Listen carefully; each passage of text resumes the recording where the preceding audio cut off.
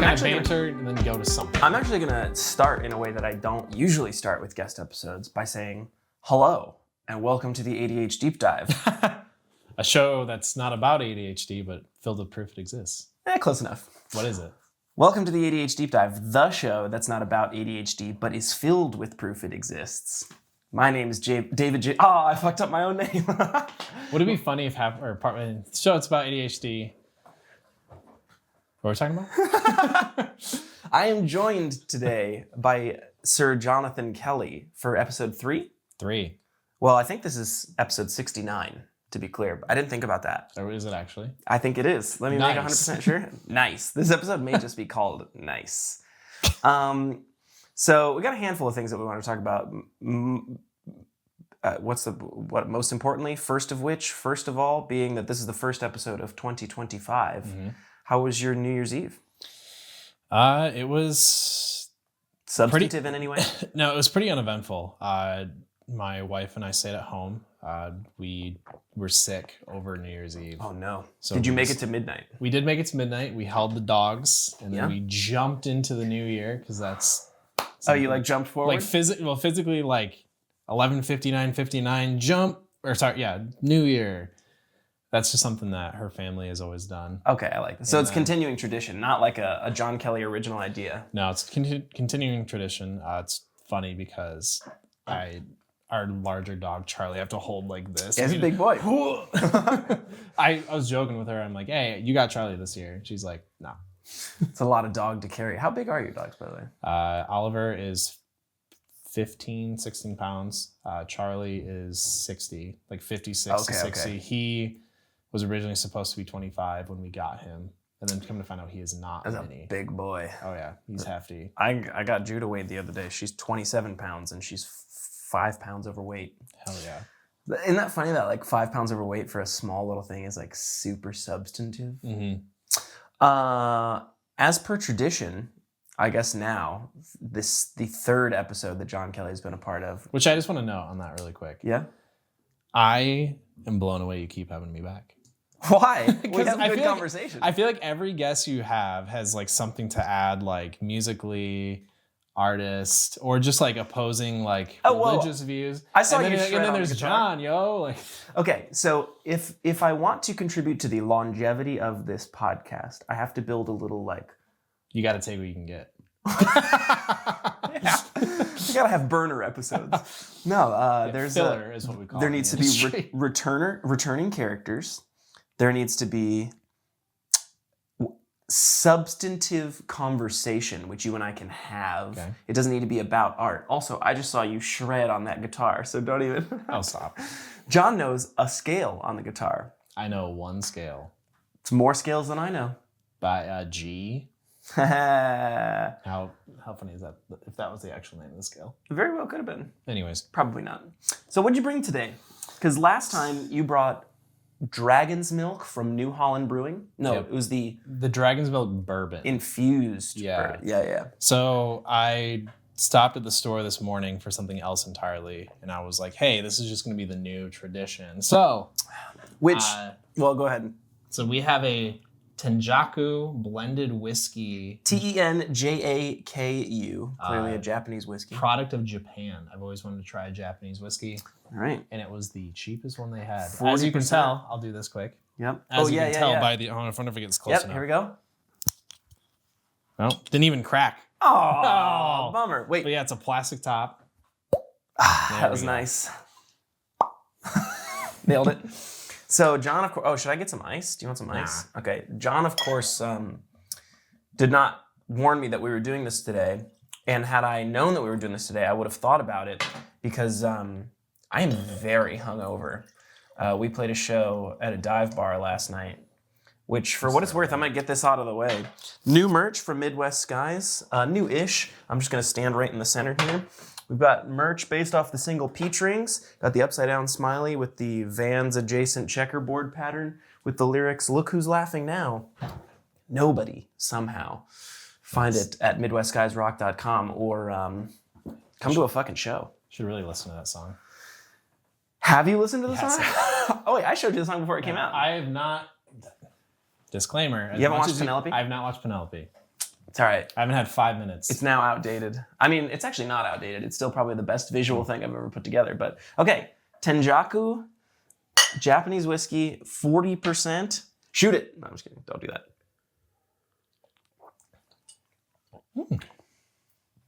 That's fine. An elaborate and delicate blend of the finest select whiskey. Well, got a little bit of whiskey on the back.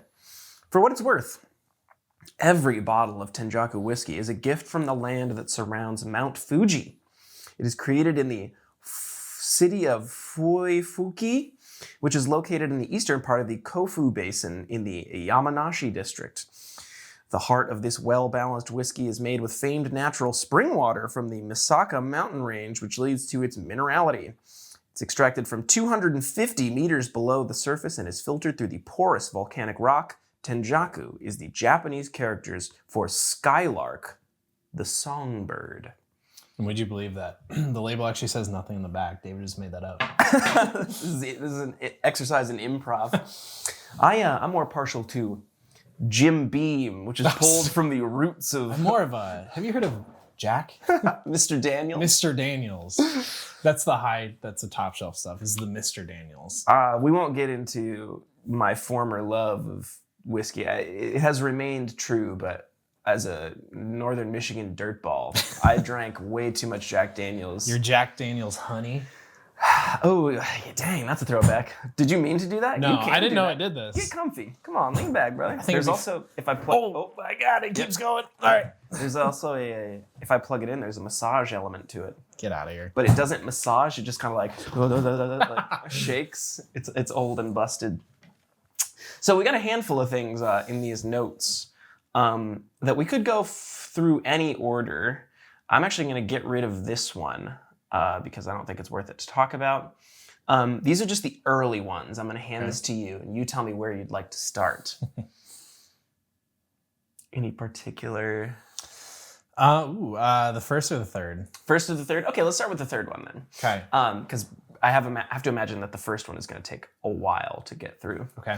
Okay, so recently, handful of things. Knowing full well, listeners of this podcast may know by now, my favorite band of all time is Blink-182. I'd have to say it's most likely that your favorite band is old school Linkin Park. Correct. Like Meteora and before. Correct. I would say Linkin Park is nostalgia very heavy ranking into this. Probably for you, Blink-182 to an extent. Definitely. Linkin Park, the first two albums, and I would say kind of the third, are two of my favorite albums of all time. Yeah. And I would say that Linkin Park was my first favorite band I've ever had. Yeah. And I would still go on record and say that they are one of my favorites of all time. Although there's like 10 years worth of Linkin Park that you don't like. Correct. Anything after Minutes to Midnight. Which John recently just did a re-listen of, and we'll go through it. Okay. This isn't a history lesson in Linkin Park and Blink-182. There is an actual substantive conversation to be had. Well, so the conversation, I guess, to be had is revisiting Linkin Park as mutual fans. Yes. Now that they are back to making music and touring without Chester. Correct. For those who didn't know, Chester Bennington committed suicide in, I think, 2016, 2017? I think it was 7. I think it's been 7 years. I was in a hotel after shooting a wedding when I got the news. And never mind, I'm not going to say what I was going to say. I was very angry about it. Not knowing, I wasn't a huge Linkin Park fan, but my first album was Minutes to Midnight. Nice. And that's one of my favorite albums of all time. So, I'm a late comer to the group, and for true OG fans, that's their first radio mainstream album. That was their first radio mainstream, but that was also their first what if we changed it up a little bit? Right, which I loved because you can tell when a band is doing something intentionally experimental. Mm-hmm. My understanding is that post Minutes to Midnight, they kind of leaned in that direction a little bit harder. They went full. So I guess I can elaborate a little bit. Their first two albums, which were Hybrid Theory and Meteora, where just kind of like two of the same album. They're a little bit different, but if you were to play them like back to back, you'd think this is just one long album. Yeah. Which I did not know. Sorry to interrupt.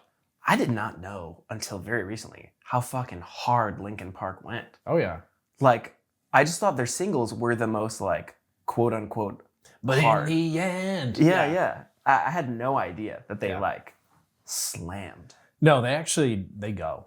Yeah. But had I known that back in the day, I think we would have been a lot tighter than we even were. well, so part of it too is they had the two albums, then they took a small break, and that's where Mike Shinoda went and did like Fort Minor, which was his rap, like 20% luck, 15, that thing. 100% reason to remember the name. So that's when he did that. When they finally got back together, it's not that they ever separated; they just paused. So that's when he came back, and they making notes just to be clear. Yep. So they released Minutes to Midnight, which in an interview, Mike Shinoda has referenced the fact that they were kind of at a crossroads of, do we keep doing what was successful and just be that band that never changes? Or do we mix it up and try and develop and grow as a band at the sacrifice that people who liked us initially might not like us moving forward? Which is always a risk that many bands not only do take, but have to take. Right. To be like, and that's where I think that Minutes to Midnight was a good blend.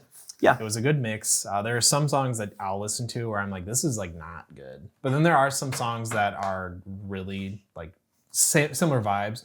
But there's also some songs in the album where it's not the same, but it's still really, I like it. Yeah. What's the one song, Minutes to Midnight? Slower or harder? Slower, like Little Things Give You Away. Is that what it's called? That's one of my favorite. Yeah. I was going to play that on the guitar. I didn't realize that was the first song in any Linkin Park album to that point that had a guitar solo. Yeah. Some good trivia. Yeah. So Linkin Park recently came back post Chester's suicide, which, for what it's worth, not only, and we've talked about this before, but I recently found this out and then I immediately communicated it to you. I say recently, within the last year or so. Found out that Chester is the son of John Podesta, who was Hillary Clinton's chief of staff. Which, like... Did that have any influence in their band taking off? And signing a label? Who knows? Am I mad about it? No. I don't think that I'm mad about it, but it does, like, as an artist, somewhat make me go, like... Is it all about who you know? Right. Right. Like, are famous people truly rooted in nepotism to a certain degree? Maybe. Yeah. I can't dwell on that because for whatever reason. Also, I'm realizing in this moment, I'm going to make sure that that's good to go. Keep an eye on that because I think my camera, I put a nearly dead battery in. We might have to cut this particular portion of the conversation short as I switch batteries. But in the meantime, Linkin Park just came back with a new singer. Do you remember her name? Emily Armstrong. Emily Armstrong from she was Dead Sarah. Yes. Yeah. I keep wanting to call her Sarah. Have I listened to Dead Sarah? No. No. I couldn't tell you. Initial, maybe the camera's going to die synopsis of your take on the album. Pass, fail? It's a pass. Yeah. I would give it like a 6 or 7 out of 10. Yeah. There are, again, similar to Minute to Midnight, there's some like super hardcore songs that when I was listening to it, even though it's not Chester singing, it hits. It hits and it just reminds me of like the old school vibe. Yeah. And there's other songs where I'm like, that was a choice. That's not good. I would like to hear about the audition process because like there's a thing where like AC/DC, when their lead singer died, specifically looked for a singer that kind of sounded like their old singer. Yeah. Was that the strategy? So there's a YouTube channel, Mythical Kitchen. It's part of the Good Mythical Morning. Oh yeah, he was just on that. Yeah, he was just on that. I just watched that. And with Chef Josh. Yeah, Chef Josh. Was it the Last Meals? Last Meals. Yeah. We all gotta eat. We all gotta die. Yeah. So by the way, there's another episode that he did with Serge Tankian of System of a Down. That was a really good episode. Go watch it. I also just banana pancake or what is it? Banana terracotta pie. Banana terracotta pie. Yeah. banana. But there was in the interview. And it doesn't really matter. No, in the interview, they talked about that, and he said that they could have gone a couple routes, and there was no good route. Yeah, because the fans, it's going to divide fans no matter what. Yeah, they could have just quit entirely, which like no one really wanted to do. But they kind of did. Right. For a better part of 10 years. Well, they could have just quit indefinitely, but they didn't want to do. They could have replaced Chester with a complete one-to-one clone cover band sounding guy. He said there was plenty of them out there. But is that what they want to do? And is that kind of disrespectful? If you replace someone with exactly the same sounding person, are you essentially just replacing them? Right. Or they could switch it up and get someone who was like similar but different. And now you're going to have this like, the same thing with like Minutes to Midnight and Meteora is like, you're now going to have a shift change in the music. Right. Are people going to like it? Who knows? Ladies and gentlemen, this is not a punk house. It's a punk home. You can find this banner and others like it, as well as this Silly Goose on the Loose hat, these etched mirrors, these custom charm bracelets, and so much more by heading to Cat and Crew, that's KATANDCREW.com, and entering the promo code Monday, that's MUNDAY, for 10% off your first purchase. Katie and Andrew, one of the first supporters of this show, have made a 10% discount available for ADH.Deep-Dive listeners. See store for details, of course, but they've got so many cool punk home products, decor. You don't have to be a punk. That's okay. That's all right. Tattoos for your home, koozies, wall banners. On its way, soon to be released, a hot sauce. Oh my God, keep your eyes peeled for that. So again, if you want this is not a punk house, this is a punk home banner. If you want this Silly Goose on a Loose hat, if you want etched mirrors, if you want custom charm bracelets, so much more, go to Cat and Crew, KATANDCREW.com, enter the promo code Monday, that's MUNDAY, for 10% off your first purchase. Thank you very much to Katie and Andrew for sponsoring the show. Let's get back to the podcast.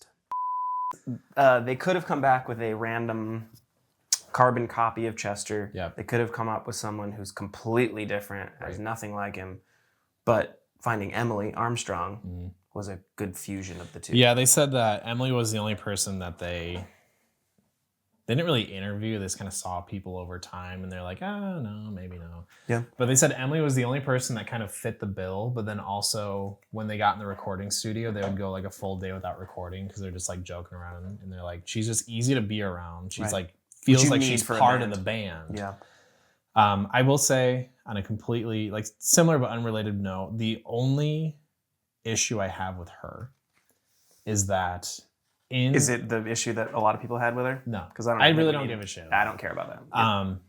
They during their live performances, like they came back and they're like they had their whole countdown, whatever. Which we won't even get into that, but it was a whole thing. So they had their first live show.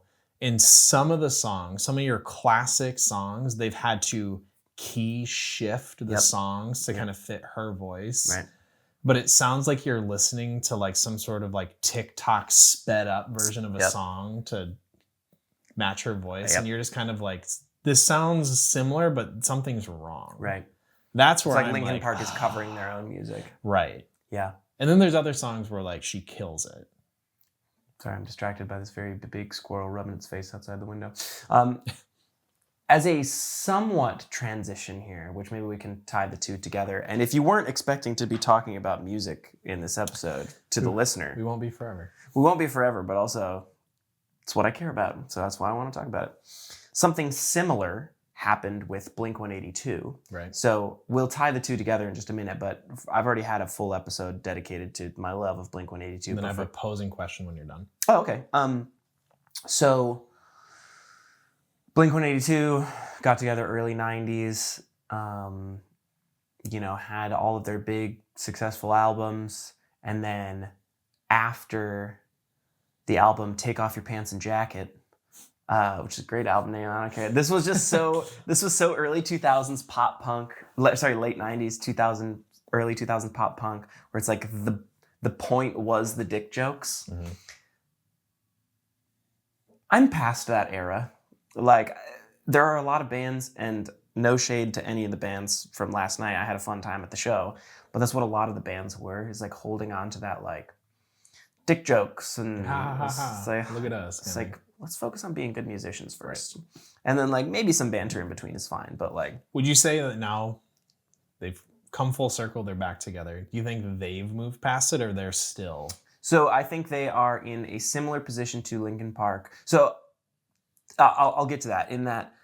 So they had the Take Off Your Pants and Jacket album, and then Tom DeLonge and Travis Barker started Boxcar Racer, which was an attempt to shed some of that, which was like an attempt to take themselves a little more seriously as artists so that the next Blink-182 album could be like the best Blink-182 album, which arguably the following, the self-titled or untitled album, Blink-182, is,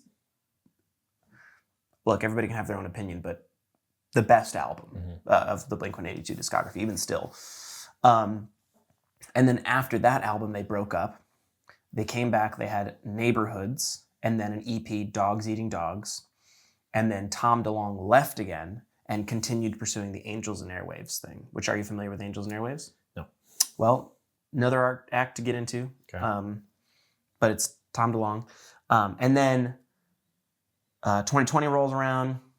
By this point, Travis Barker has been in a plane accident, nearly died.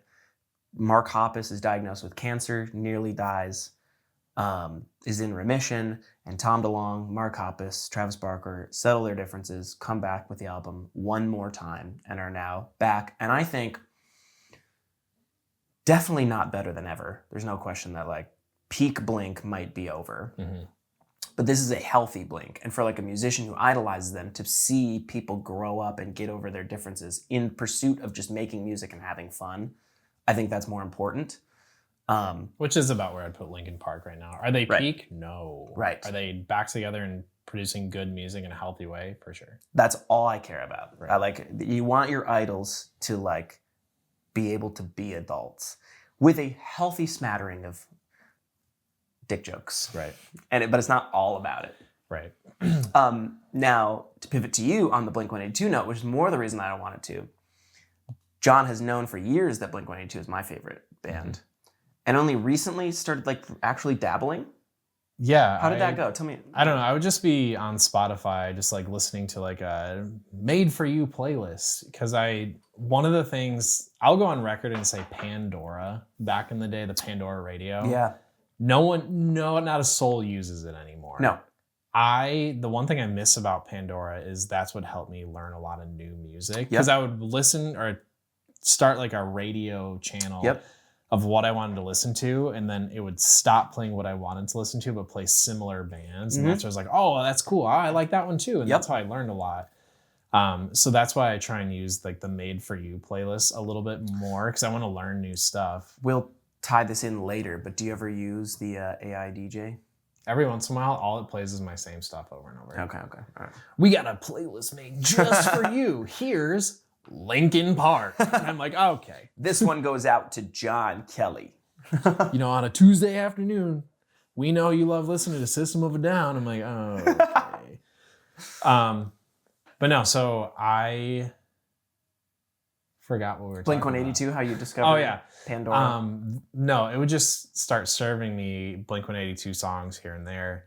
And that's when I texted you. I'm like, I'm getting way more Blink-182 than normal. And then you're like, what are you listening to? I'm like, well, this is what it keeps serving me. And you're like, oh, those are just the singles. Yeah. You got to get the albums. Right. So I listened to like half of one album in a day, and then I got busy. But pretty good. So some of the big ones that everybody knows, All the Small Things, What's My Age Again, I Miss You, Adam's Song, First Date. Where Are You? Yes. Those are the singles which are intentionally crafted to be more pop, more like catchy and like simplistic for the sake of being universally accepted. Yep.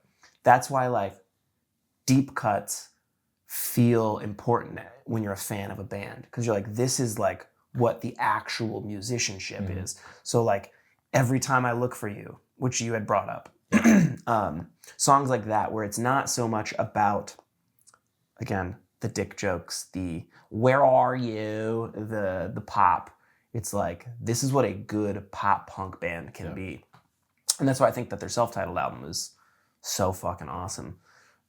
because it's really not about the singles. The only single off of that album is I Miss You. And and Stay Together for the Kids. Yeah. Which again are like still more aggressive, progressive, pop punk, rock music, or albums, songs, singles, whatever. Did Travis Barker get a divorce from his first wife? I think he's been divorced like 3 times. Because he's married to a Kardashian now. Yeah, he's married, whatever. But I just think it's ironic to Stay Together for the Kids, the meaning behind the music video, but then he's like, and divorce.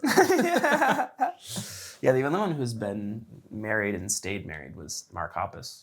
Tracks. Yeah, he's the dad. Whatever. I don't know these people. Right. So I'm going to pose a question to you. Hit me. How many people can leave a band and then they're replaced before it is no longer the same band? Oh, right. We've talked about this too, because I guess I forgot to contribute in that Blink. Yeah, because Blink-182 is similar, but the way I want to preface is that now that Linkin Park is back together, Chester got replaced. Mm-hmm. The drummer got replaced. Mm-hmm. I think his name is Brad. He's the guitarist. He was the one that had like the kind of the afro with the big over ear. Yeah. He hasn't just chose not to come back. Well, so hasn't left. Any music creation and studio recordings he's still playing. On tour, he doesn't tour anymore. They have a sub replacement guitarist. So in a 6-person band, if you were to go see them live, half of them are new. And it's just like, like at what point at what point does it turn into a cover band? So you're talking to a guy who's in a band, right, where the only founding member, there's only one founding member left. Right. It started as a 3-piece, bassist was swapped out, drummer was swapped out, then those people were swapped out. There's only one. I think really it's whoever started the band.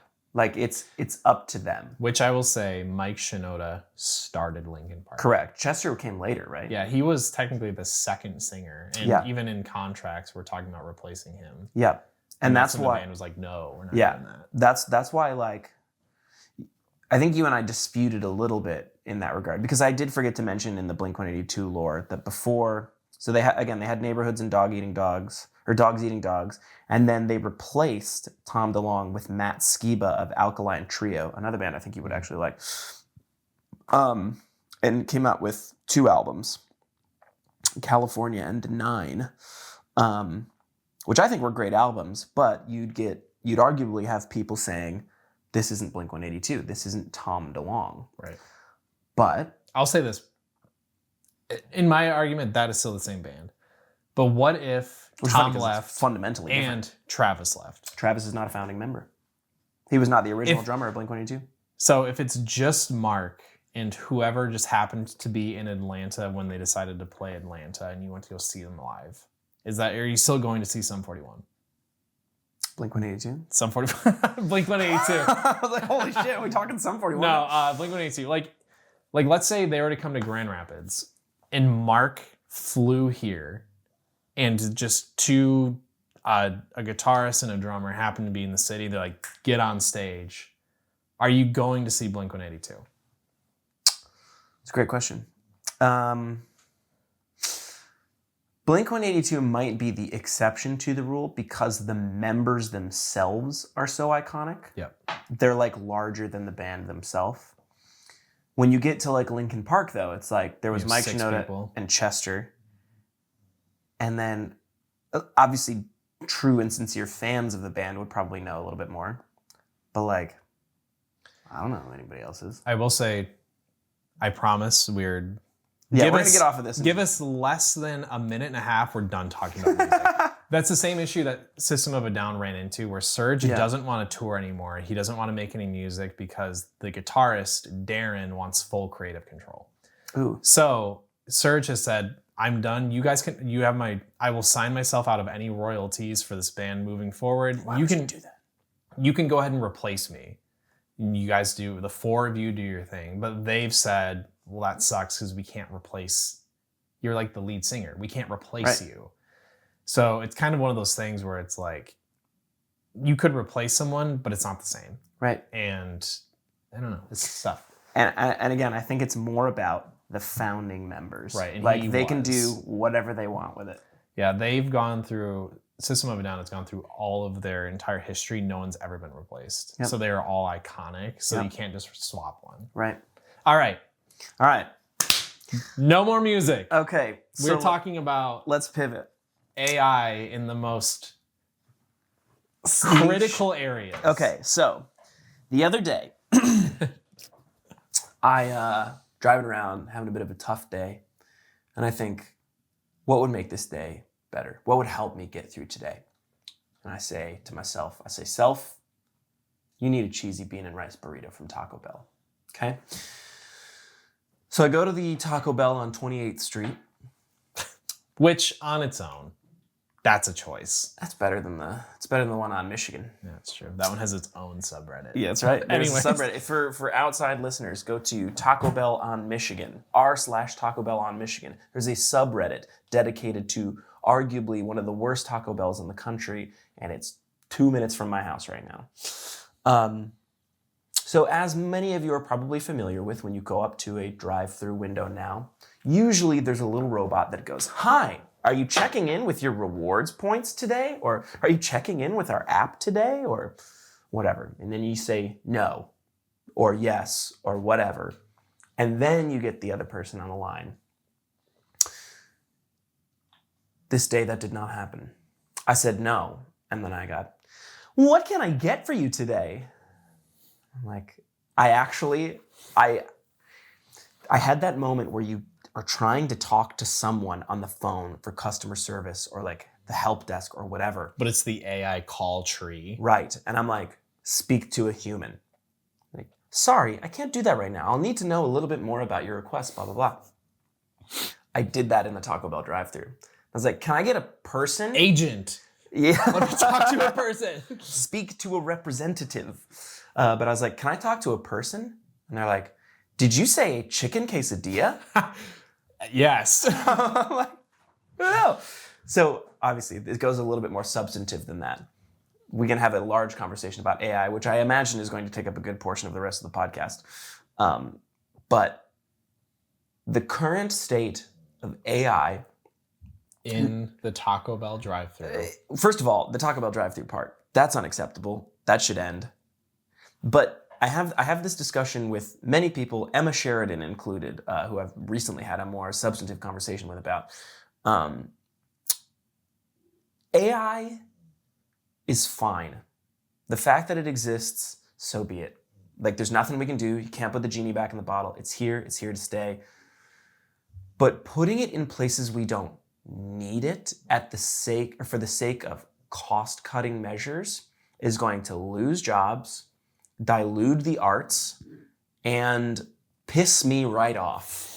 And I just wonder where you're at with the AI industry right now. Well, really quick, I'm gonna get back to the Taco Bell really quick. Yes, because there's 2 resurfacing videos on Instagram Reels. I know exactly what you're talking about. And there's 2 of them where The water one? yeah, the dude rolls up to the drive-thru and it's like, "Hi, what can I get for you today?" And he's like, "I want 30,000 water cups." Right.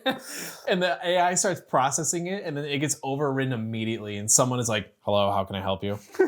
Which means They can hear you. they can hear you the entire time. So every time you're getting so pissed, Yep, they're going, everyone on the other end with a headset's like listening the whole time. Yep. Which brings me to my next video that I send you. It is my favorite video that ever comes up. The video cuts in the middle of something that had already been going on, and this dude is trying to order his food, and the AI is like, "What can I get for you to drink?" And he's like, "God, fuck," and he's punching his steering wheel and the horn's going off. He's like, "I want a large Mountain Dew." And then it's like short and then- pause.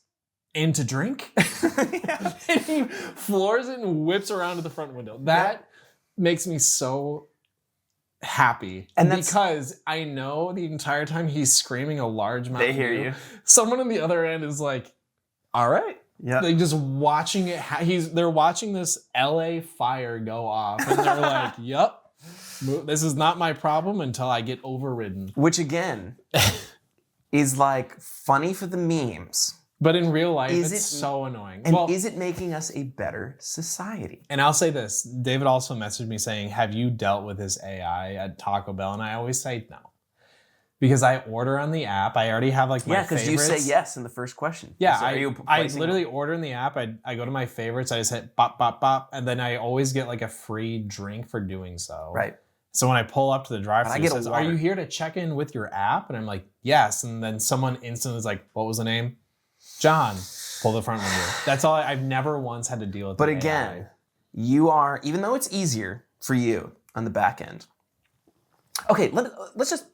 Because it's easier for me in the back end doesn't mean it should be miserable for everyone else. It's sort of, so I remember when I was a kid, when self-checkouts became more accessible or more commonplace. Mm-hmm. They were not always. There were 10 items or less, and there was like 2 of them. Right. We would go to the grocery store. My dad would get like 2 things and always wait in line to be served by an employee. Mm-hmm. And I remember as a kid, like I remember a distinct conversation of me saying like, why don't we go to the self-checkout? It's faster. And he's like, because I don't come here to bag my own groceries. He's like, I'm contributing to the economy. And I think that was maybe overzealous. That's a stretch, but the argument holds. Right. Okay, so we're just this conversation is going to be all over the place. I promise if you stay to the end, little spoilers that we have predictions that we think will happen in 2025. Yes. If you give us, it is 1:31 p.m. If you give us until 1:35. Oh, it's going to take longer than 1:36. I think it's going to take longer than that. Wait. We've got an hour to an hour and a half to fill, and I've got mostly AI conversation. What did I say at the beginning of this podcast where I said you just kind of get what you get when you're looking for filler episodes? Okay, so I'm going to pose a question to you that I posed on my A.D.H.Deep-Dive podcast Instagram stories. And I want you to maybe riff on it, and then I'll chime in. Is AI or will AI be a net positive or net negative to society? In your opinion? As a whole. The net, yep. I will say negative. Thank you. There are one-off cases, and a one-off case that we use at my work currently is someone will submit a ticket for an IT request, mm-hmm. and our AI, which only watches like one board, and the board is for any new incoming tickets, the AI reads the ticket, and then based on what it can figure out, will move the ticket to where it needs to go appropriately. That saved like 2 people's full-time job of having to do that. But then we could take those 2 people and actually utilize them. Sure. Whereas other companies would be like, we don't need 2 people anymore. Cut. Correct. Which I think then course corrects and makes it a negative. Right. In niche markets, sure. Also, some pushback that I get, again, from Emma, is in medical advancements. Mm-hmm. Like, that's a big deal. Like, AI involvement in the healthcare, not health insurance, but the healthcare industry. Free Luigi. Free Luigi. It's episode 2. Yeah, I've said it twice already. Oh, that's a prediction, by the way. I'm going to write that down. But anyways,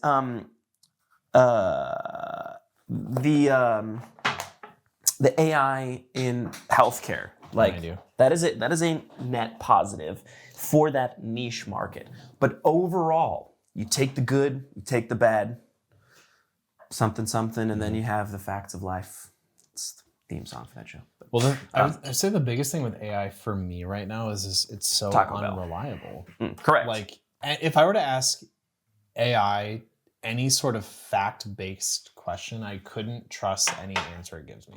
Yep. Because it'll just make up the answer, and when you ask for the source or how it solved it, it'll just give you what they call a hallucination. Right. Where it's like, yeah, I wrote your whole research paper for you. Sweet, can I get the sources? Here's a works cited page. And then you see it, and you're like, you try and look up any of the links, and the websites just don't exist. Yep. It just made it up. There's also, I want to draw a clear distinction between, well, maybe there isn't a clear distinction between AI, as in like language learning models, mm-hmm. and generative AI, mm-hmm. like image generation, video generation. Yep. I think if you compound all of those things together, it is a net negative, because now, sure, maybe there are advancements in medical technology and data analytics and looking at a particular board to sort IT requests. Is it worth it if I can no longer truly know that what I'm seeing is real? Well, I think too. I don't know. I mean, kind of replacing like artist jobs. Oh, that's a whole other. One of the biggest stories recently was the Call of Duty, Black Ops, Zombies. Like the cover image. The cover image was AI generated. One of the biggest game companies in the world. The zombie had like six fingers and they didn't all look right. And everyone's like, whoa, this is AI. That means they just generated this image for this multi-billion-dollar value company and just slapped it live in the game. Yep. Instead of, paying someone to do it. Right. Which again, like, it's only at the expense, or it's only at the, I guess expense is the word, but I don't mean it as like actual monetary. Although on the flip side, it is only for the benefit of cutting costs so that shareholders and the wealthy people at the top can benefit further. Right. What is the point of removing the human element of art, the human element of conversation, the human element of creativity for the sake of coming out with the new? I saw a tweet the other day and it said, I want AI to be able to do my laundry, grocery shop for me, so I have time to do the creative things. Right. I don't want AI to do the creative things, so I have time to do laundry. Exactly. Which, for what it's worth, like, there is fun to be had with the creative side of image generation. Like the other day, we went to the, I'm gonna pull it up now. We went to the Walmart where the Oscar Mayer Wiener was, the Wienermobile was. They had the whole mobile here? Yeah. Did you see the video? No. Oh, okay. I need to clip anyway. We're coming back to the Oscar Mayer thing. But I tell you, she's a beaut. It's so beautiful. You never know how real it is until it's like right in front of you, you know?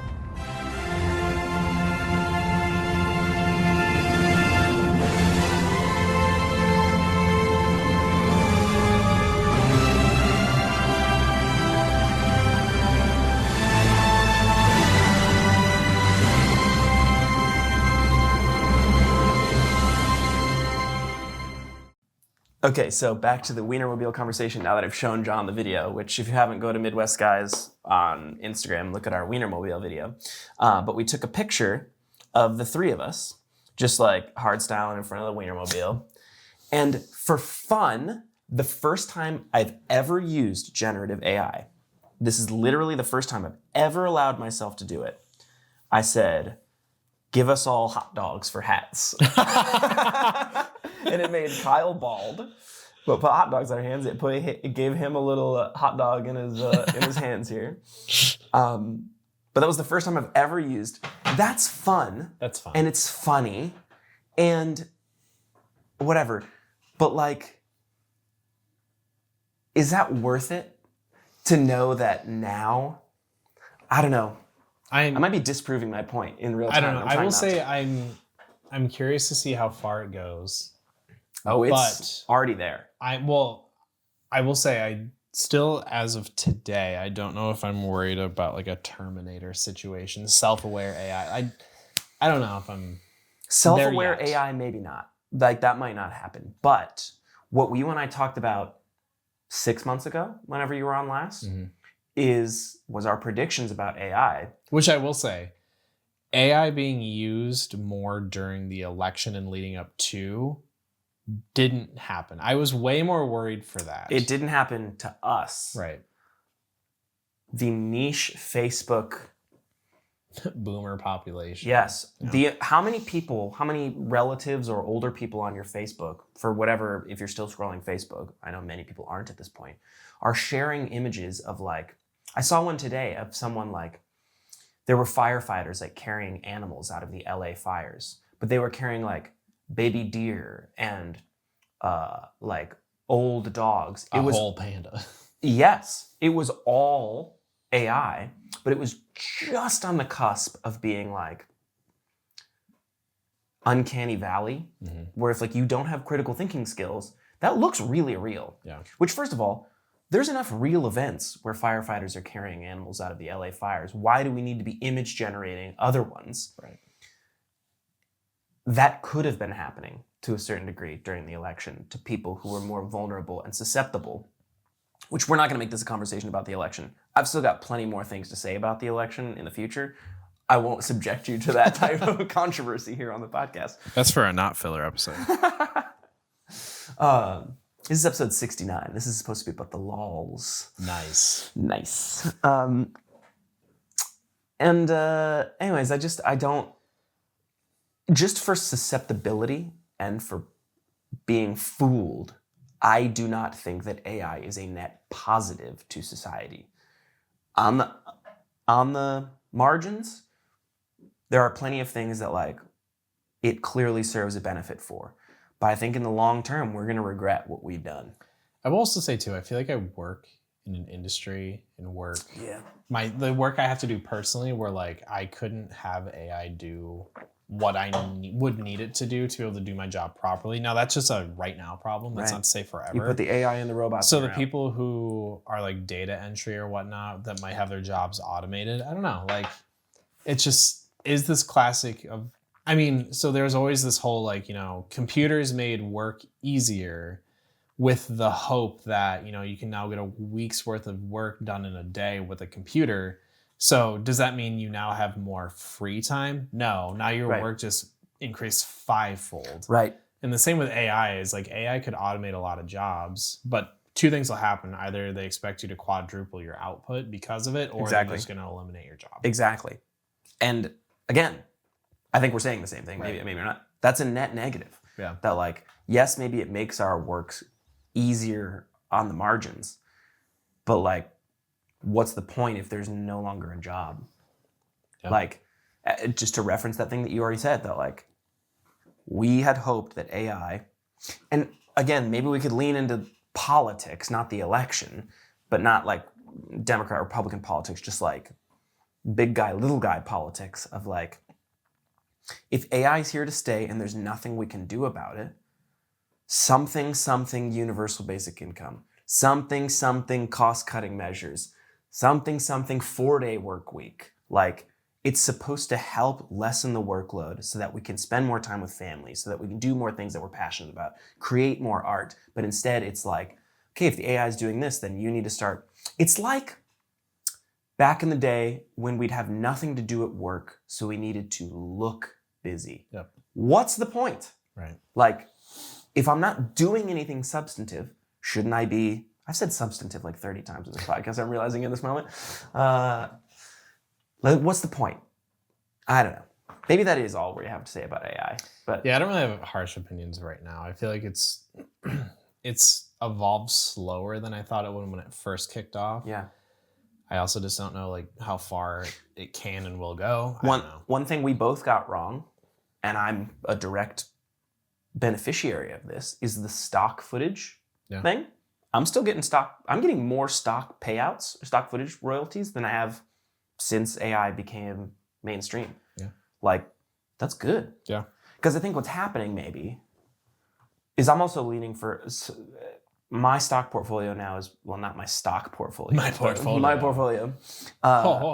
My stock footage portfolio is more like editorial stuff. Mm-hmm. So it's like, you can't fake footage of, well, I mean, you can in AI, of Grand Rapids. Like, news sites are if you're looking for something very specific, yes, it's going to be tough.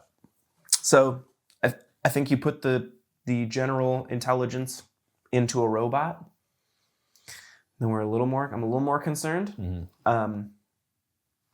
I just worry that there aren't the right stopgaps in place. There aren't enough people who care about humanity, society, culture as a whole to make sure that that doesn't happen. Mm. Because AI right now is just serving self-interest, and I worry about that. Right. So that's it. So with that being said, that's it on AI. I got two more things that we could talk about. One of those two being 2025 predictions. Do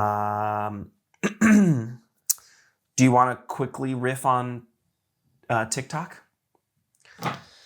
Let's get into predictions. Okay. Because TikTok's Prediction. one of mine.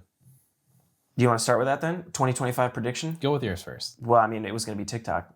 TikTok's not going away, people. That was also my prediction. TikTok will not be banned in the US by end of the calendar year. Well, it's not. It's supposed to be banned by the 19th. Yeah, like, if it's not sold by the 19th, it goes away. I don't think it's going anywhere. I don't think so either.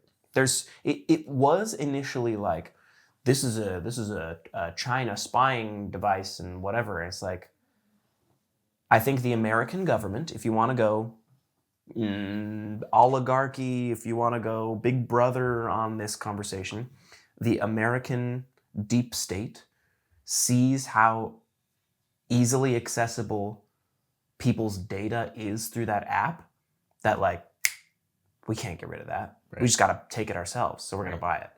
So I think it's about to get bought by the Shark Tank guy, Kevin O'Leary. Okay. But yeah, TikTok's not going anywhere. Sweet. All right, next. Do you want a fun one or do you want like a serious one? Are you posing it as a question or you're just saying my prediction is? No, do you want a fun prediction or do you want like a more serious one? Let's go fun first. Fun. David gets a new camera. I was talking about that this morning. Like, my goal is... That doesn't need to be reset every 30 minutes of recording. That's my favorite reoccurring bit is, wow, my camera, I gotta pause it. We've already had to do it this episode. It's good for the podcast, all right? It's fodder. It's something predictable. It's even better when you don't watch. I only ever listen to this podcast on Spotify. So it's always Which has a video. And I'll be right back. Yeah. Cut to Cat and Crew. I talked about that this morning. Like, by the end of the year, no question, I don't care if I will have a new camera by the end of the year. Yep. Preferably by this summer. But okay. It's in the works. I'm Good looking out. You're helping me manifest that shit. I'm deleting out any note that I have that we've already talked about. Okay. We'll finish that up. Prediction. Prediction. One that we talked about before the podcast. Okay. The Costco family is going to run into a serious scandal. God, here comes the boom. Here comes the boom. If you don't know, that's what we do. If you have ever heard of the Rizzler does this like... He's the one who started the mewing trend, is that right? You've now surpassed my knowledge of the Costco. I don't know. Listen, I talk TikTok, I talk AI. I'm not on TikTok. I don't fuck with AI. Like, these are just like conjectures about things I don't actually know what I'm talking about. I don't follow the Costco family. We're the Costco guys. You gotta get a chicken bake. We bring the boom. Got a double tongue chocolate chip cookie. Double chocolate cookie. Anyways. It's a family. So you think they're gonna have some sort of major scandal in 2025? Yes, either to the degree of like the hawk to a meme coin. There's gonna be the Rizzler meme coin. The boom coin. The boom coin. There's going to be something with the dad who like... You want to find out he's been abusing these kids from the start? Yes, or like some sort of like grooming scandal or whatever. Watch that be how this podcast like finally blows up. This guy called it. It's January 11th. If in like June clip us. June 13th to 16th, the Rizzler is going to be in handcuffs. Oh my God. It's like a 9-year-old kid. That's it. All right. Do you want another funny one or a serious one? Let's go serious. Because I might parrot off of that. Sorry, I actually have a funny one. Serious one. David gets Neil Patrick Harris on the pod. Whoa. Recording in this house. Whoa. In this house? It's like right here. I can't have Neil Patrick Harris coming to my house. Dude, where else are you going to record it? Dude, my stinky ass dog. You have a big ass setup here. That's right. I will amend that prediction to say that I will make some moves to get him on the podcast. I had this intention. Dude, if you could duo the Rizzler in handcuffs and him and have Neil, number one on the charts. What if I get Neil Patrick Harris and the Rizzler on at the same time? Neil Patrick Harris will in. Oh my God. He's mewing. No, just a quick touch on that because that's actually a cool prediction that you've made. When we did, and for people who don't know, I worked with Neil Patrick Harris, co-wrote, co-directed an immersive experience that he starred in. I wanted real bad to like get pictures with him. I wanted to like shoot my shot with the podcast. I could tell, and I hope that this isn't like proprietary information, but like I could tell how bogged down he was by like being the celebrity there, being like bombarded by attendees with like selfies and whatever. And I saw the like human that was Neil Patrick Harris and how exhausting it could be to be that famous. And so I was like, I can't ask him. I didn't even ask him for a selfie because he was so tired of taking selfies. If we get to do the show again, which it sounds like we might, we very well may. I would say there's about an 85% chance that we're doing it again. I'm gonna shoot my shot and be like, hey, look, you don't have to. Like, of course you don't have to. I'm just letting you know, I have a podcast. I'll talk to you about magic. I'll talk to you about immersive experiences. We don't need to talk about How I Met Your Mother or Doogie Howser or whatever. Like, I like to talk to artists about art. And nobody's about AI. I was kidding. Filler episode. That's a cool prediction. No. Do you have another one, or do you want me to go again? Mine's sort of serious and political. Okay. Do you want me to lighten it up really quick with a local prediction? Do the local after, because I only want to like kind of one sentence this one, because I don't think... I will say after yours, I'm just going to rapid fire mine. Sure. Okay. I don't think either of us want to talk about this in detail. I just think it's a prediction that I have. There's going to be... and maybe I'm talking to the audience here, and I don't want to subject you to have to like contribute your opinion to this. Interesting. In the first... This is a 2025 and 2026 prediction, but both... The Trump administration gets to do whatever they want. You're going to see the tariffs. You're going to see the deportations. You're going to see whatever the hell they want to do. I'm telling the audience, sort of brace for that and like act accordingly. Again, this is just David's opinion here. I'm not extending this to John. In the first Trump administration, there was an overreaction. There should have been a good reaction, or a dare I use that word again, a substantive reaction to most of the stuff that Trump did. We didn't need to talk about the tweets. We didn't need to talk about the trolling and the memes or whatever. In this year, don't freak out about the small stuff, because there are things you should freak out about. Just stay focused, because he's going to get to do whatever he wants. Okay? Okay. That's all I have to say on that. All right. I don't disagree. All right. All right. All right, you ready? Do you have more, or do you want some more rapid fire? I'm going to rapid fire one more out. Okay. Someone goes to jail for fighting a Taco Bell employee for refusing to take their order through the window because of AI. They don't want to talk to AI. They want to talk to a human. And it starts a fight. And it starts a fight. You will see a video of somebody going to jail over AI's Taco Bell's AI. Okay. Hit me with some rapid fire. Unless do I have permission to chime in on it? Yeah. Okay. The Ticketmaster Monopoly, nothing fucking happens. Correct. It's dead in the water, whatever case they had against them. So close. Moving on. So close to getting that dissolved. I will... Gus is snoring heavily. Probably is not getting picked up on the microphone, but it's funny. I will say that the average price of almost every single item that people will use because of tariffs increases. Yep. 2025. You'll see it by the end of the year. It will probably pass by... I think March or April is what they're trying to gun for. Is like the first bit of legislation is going to include measures with immigration, tariffs, and tax cuts. Mm-hmm. That's going to be, again, that's what I'm saying. Whatever he wants to do, he's going to do. So strap in. The housing market will continue to not crash. Everyone's banking on that crash. I don't think it's going to. Oh, you're saying, okay, I see.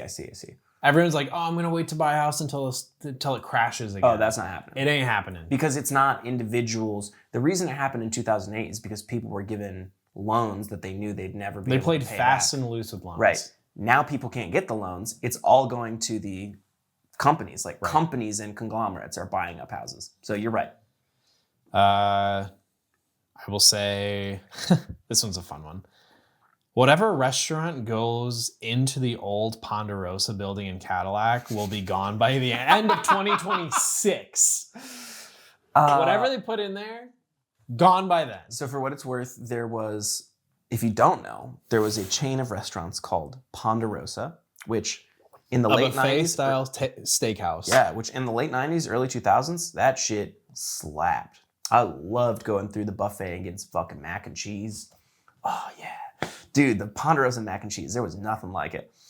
And just about every single Ponderosa in the country had some story where there were mice, there was like something going on. cockroaches, there was infighting, illegal immigrants working, like then they all got shut down. And the one in Cadillac, Michigan, our hometown, It lasted a long time. it lasted a long time, and then it got flipped into a bookstore.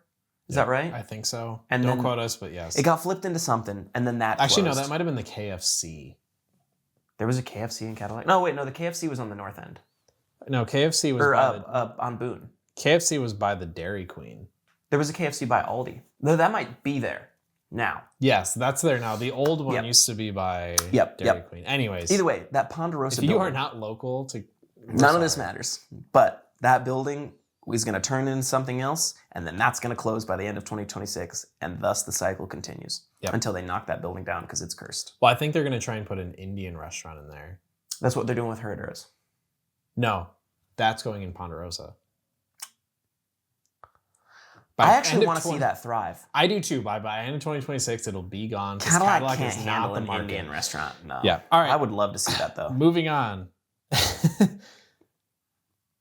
I have two more fun ones, and that's it. Okay. Both are about you. Oh, okay.